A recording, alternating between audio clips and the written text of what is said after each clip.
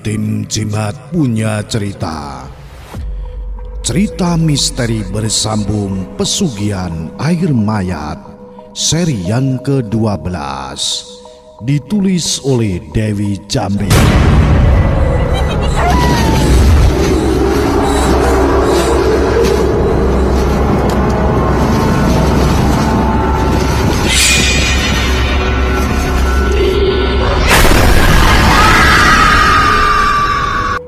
Saat Rima mau masuk ke dalam mobil.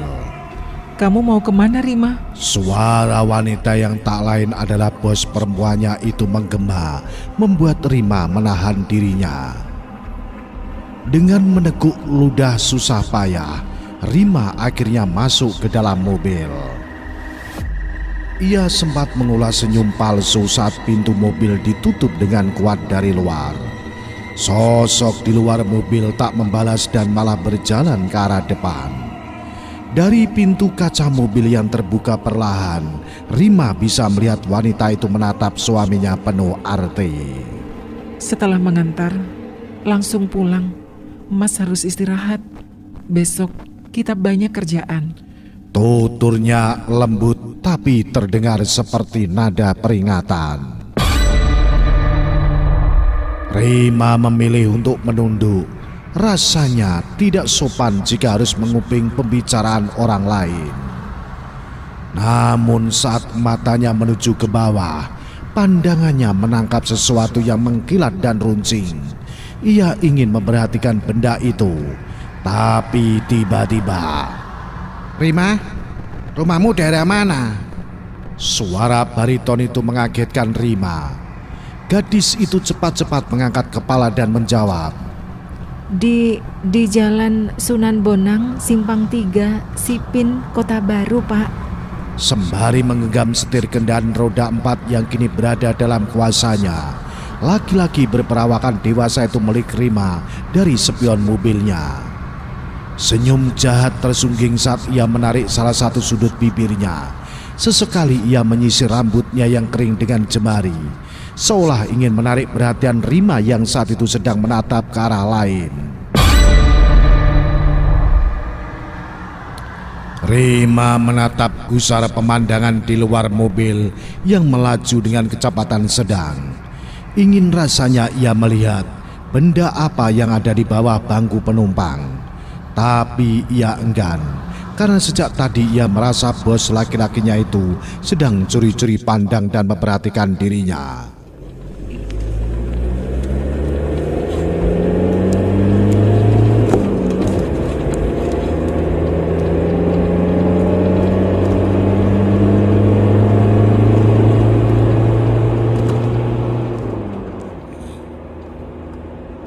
Setengah perjalanan Rima merasakan ada hal berbeda.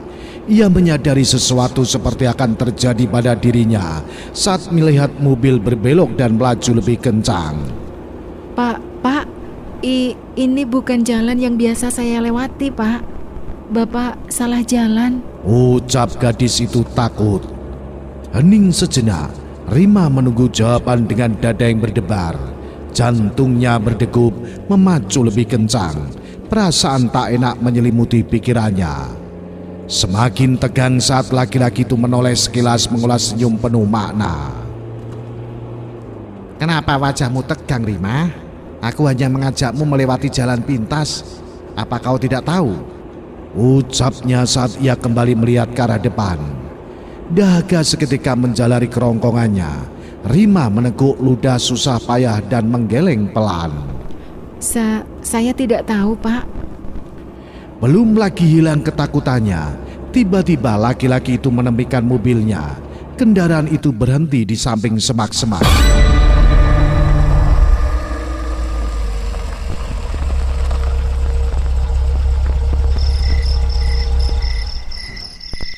"Aku kebelet, Rima. Kau tunggu di sini sebentar ya." Rima diam. Keringat dingin mengucur deras dari sela anak rambutnya. Hanya matanya terus bergerak mencari celah dan berbagai cara untuk bisa lepas. Bagaimana gadis itu tidak takut? Tempat yang saat itu mereka singgahi sangat minim cahaya. jauh dari lampu jalan maupun pemukiman. Di kiri kanan jalan itu dipenuhi pepohonan tinggi dan juga semak belukar yang dipenuhi sampah. Rima menatap keluar, tangannya yang gemetar berusaha untuk membuka pintu.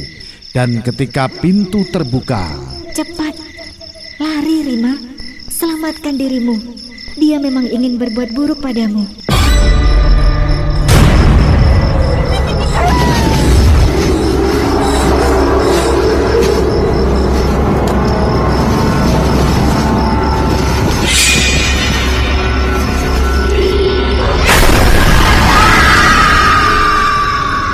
Rima terpaku sejenak, kemudian refleks menatap arah belakang saat mendengar suara wanita yang begitu lirih tapi terdengar jelas. Mata indah itu membulat, otot-ototnya seketika melemas. Apa yang ia lihat saat ini seperti di luar nalar dan tidak pernah ia bayangkan akan terjadi dalam hidupnya. Jelas ia melihat temannya yang sudah dikubur kini tengah menatapnya dengan tatapan sendu. Mbak Iis? Bukan hanya temannya, tapi ada gadis yang tadi juga bertemu dengannya di rumah bos pemilik warung soto tempatnya bekerja. Kalian? Jangan pikirkan kami, Rima. Cepat pergi dari sini supaya kau bisa menolong kami. Kau harus hidup, Rima. Kau harus mengungkapkan kejahatan yang telah mereka lakukan pada kami. Dalam ketakutan yang teramat sangat dan waktu yang kian menipis, Rima mengangguk pasti. Tanpa banyak bicara, Rima keluar dari mobil. Dengan langkah kecil dan ekor mata yang terus memperhatikan sekitar, Rima mengayun langkah dan menjauhi mobil. Berusaha meminimkan suara dengan berjinjit saat matanya menangkap sosok itu kini tengah berada di sekitar semak tak jauh dari mobilnya. Nafasnya tersengal, dadanya bergemuruh, seolah jantungnya saat ini ingin terlontar keluar saking ketakutannya. Ia tidak peduli apa yang sedang dilakukan laki-laki itu. Yang ia pedulikan saat ini ia bisa lepas dari sosok itu. Tapi sayangnya, beberapa langkah ia menjauh, laki-laki itu berbalik dan menyadari kepergiannya. Sialan, Rima, kau mau pergi kemana? Rima! Astaga. Mendengar teriakan laki-laki itu, Rima langsung berlari kencang. Bunyi derap langkah kaki bersaut-sautan antara Rima dan si pengejar di belakang. Suasana yang sepi dan jauh dari keramaian semakin membuat Rima dicekam ketakutan. Naas, tenaga gadis itu tidak sebanding dengan tenaga laki-laki yang mempunyai kaki lebih panjang dan juga tenaga yang lebih besar dari dalam berlari. Rima dengan mudah disusul. Laki-laki itu dengan keras menarik rambut Rima yang tergerai membuat gadis itu tersentak ke belakang, terhuyung dan dipaksa jatuh ke pelukan laki-laki berbau amis yang saat ini dengan sigap melingkarkan tangan kekarnya di leher Rima.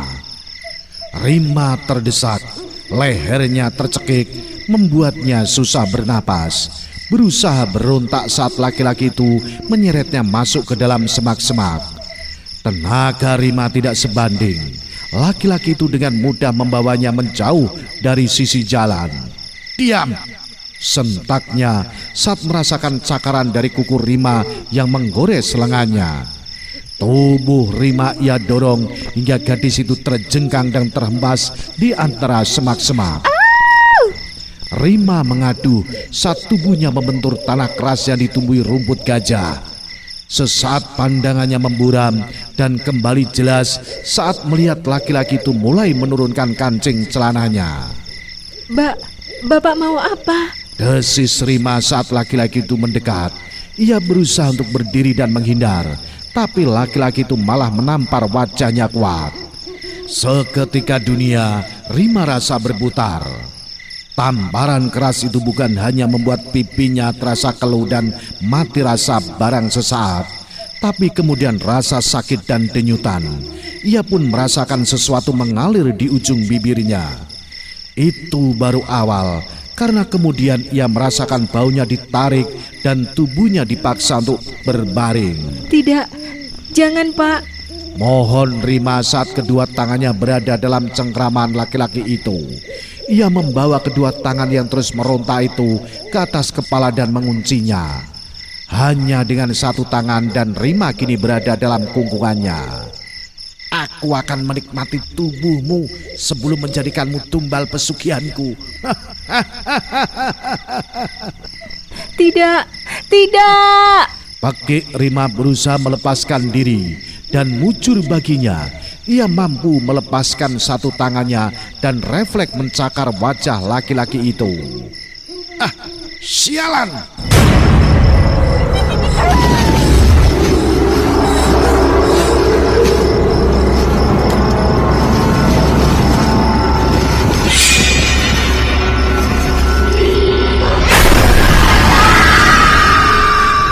Dalam kesempatan emas itu Rima langsung menendang bagian kemaluan laki-laki itu.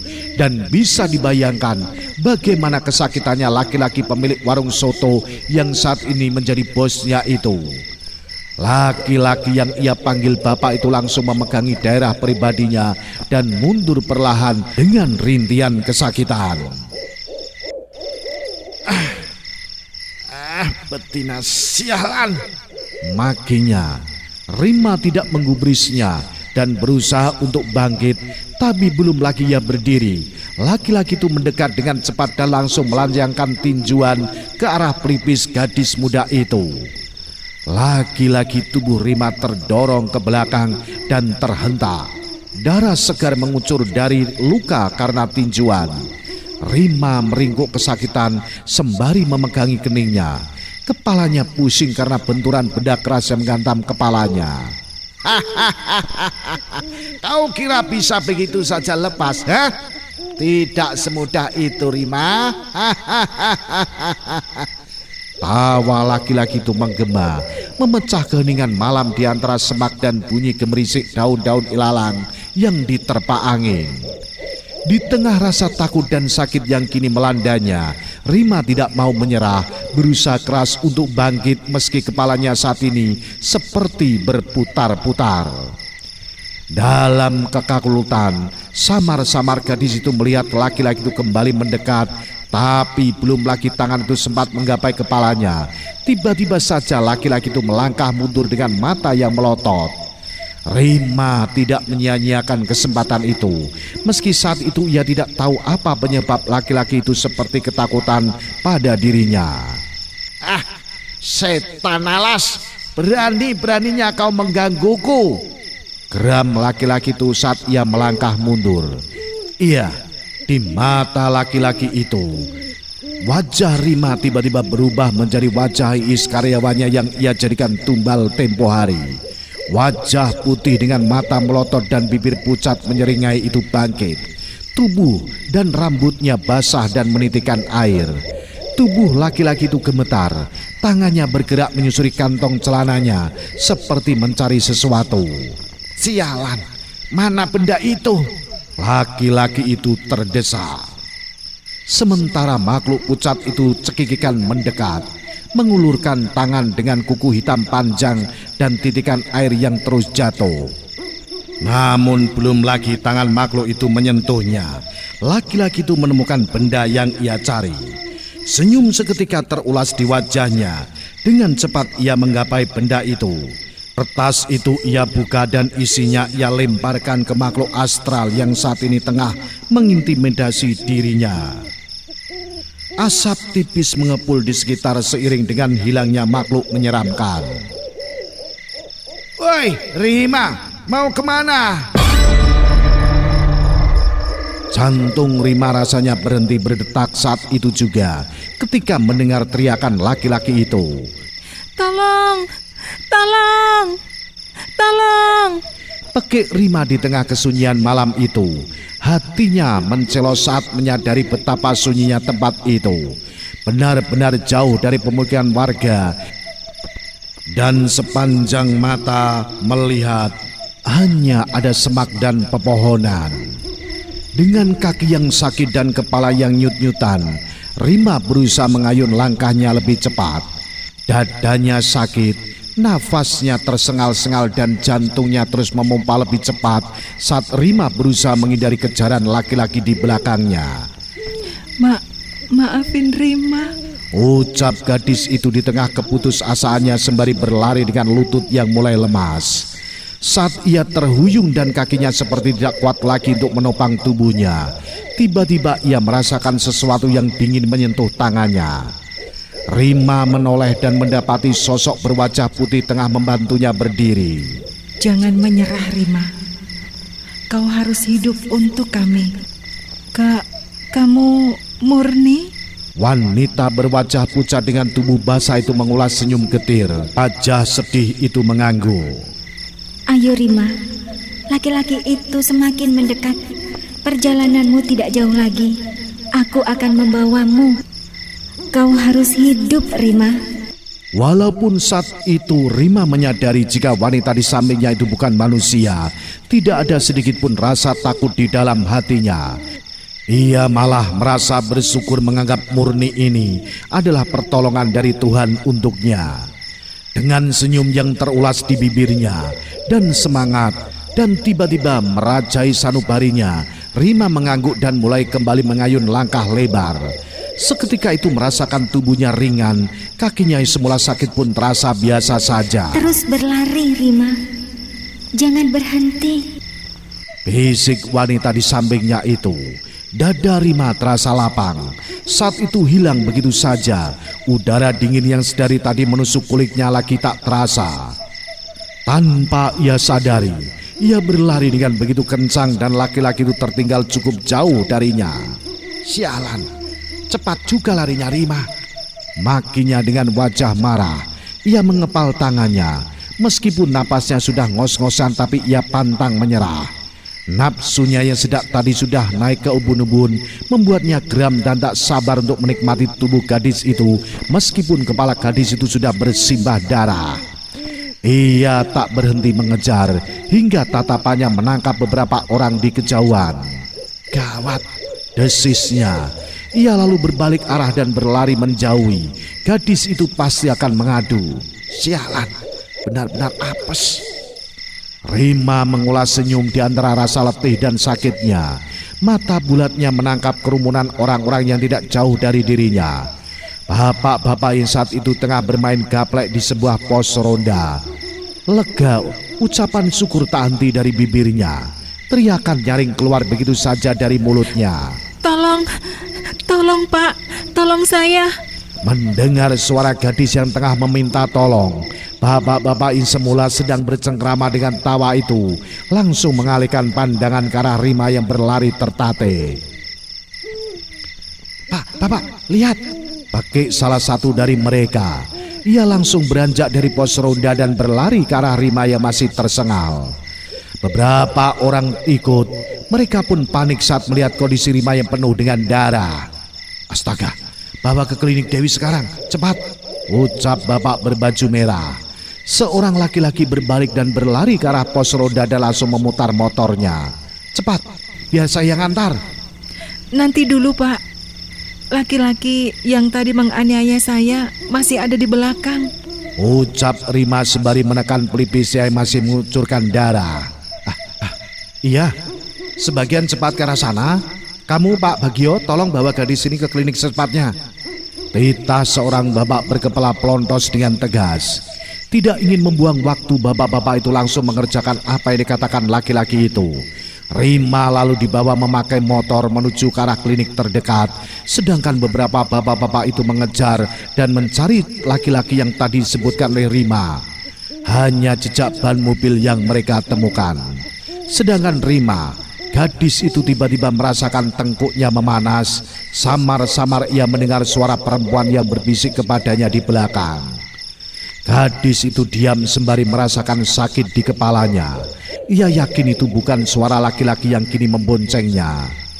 Dicekam rasa penasaran yang teramat sangat, Rima melihat ke arah spion yang mengarah padanya.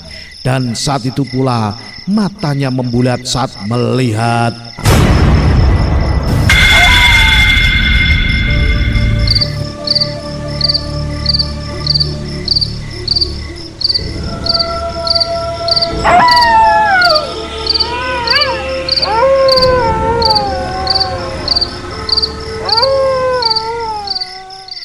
Nah, bagaimanakah kisah selanjutnya?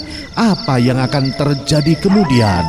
Ikuti terus cerita misteri bersambung Pesugihan Air Mayat seri selanjutnya. Salam Jimatres, salam satu misteri. Au.